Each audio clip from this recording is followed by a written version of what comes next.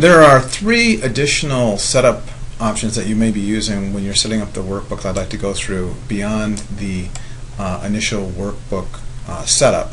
And those are setting up a company name, setting the currency symbol, and the current fiscal month and year. We'll start out simply with the company name. The company name is actually just used on the front page of the workbook. It usually will start out with demo company. I'll just say Rourke Corporation here.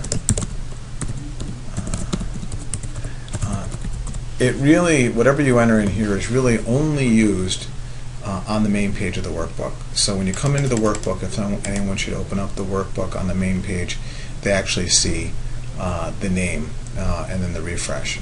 It's helpful for us as we're dealing with different workbooks to have a name. You could use the name if you actually set up the workbook for various departments using the advanced where clauses, where you could actually make the company name include the specific workbook that's targeted for. If you had a sales workbook that was targeted for a specific sales territory, or if you had certain service workbooks that were targeted for certain types of tickets, you could use that name so that when you went into the workbook you knew the data that you were seeing.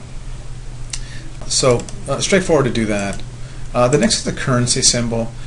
In terms of currency, all of the data that we bring in is in the data as it's stored in Autotask.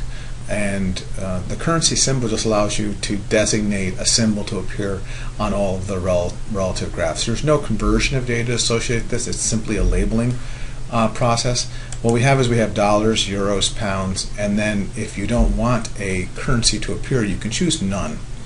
And so right now I'm currently set up, and I'll go over, you can see in terms of like financial trends, I'm set up for dollars. So basically the dollars will appear in the headers, the dollars will appear in all of the graphs and on the Explorer screens.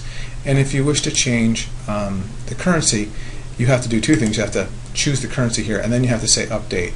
And when you say update, one of the things that you'll notice, it'll go down through, and it's actually going to go through the workbook and modify the associated fields on all of the pages associated to that change. And you can kind of see that it's going through that process now. So if you went in terms of, well, not on utilization, but if you went in, one of the things you'll see is that we're going to see euros now appearing on all of the relative graphs that appear throughout the product and on the Explorer screens.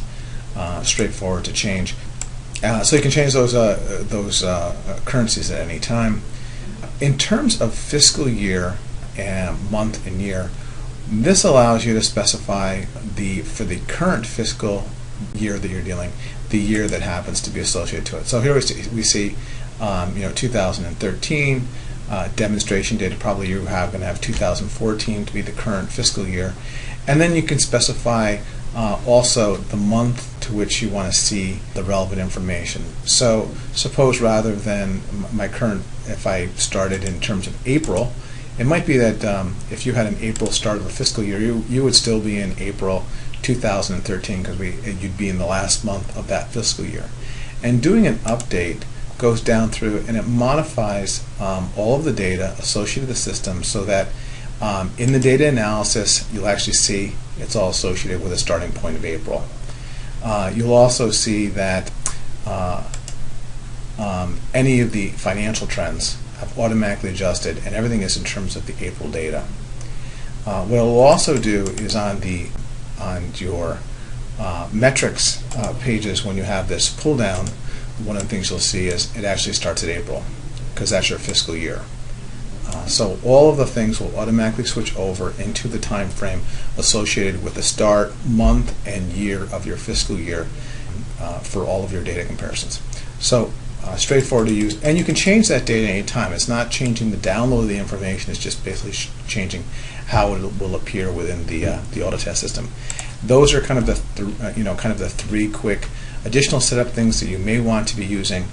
In the next video we'll go through the advanced where clause and how you can use that to further customize your workbooks. Thank you.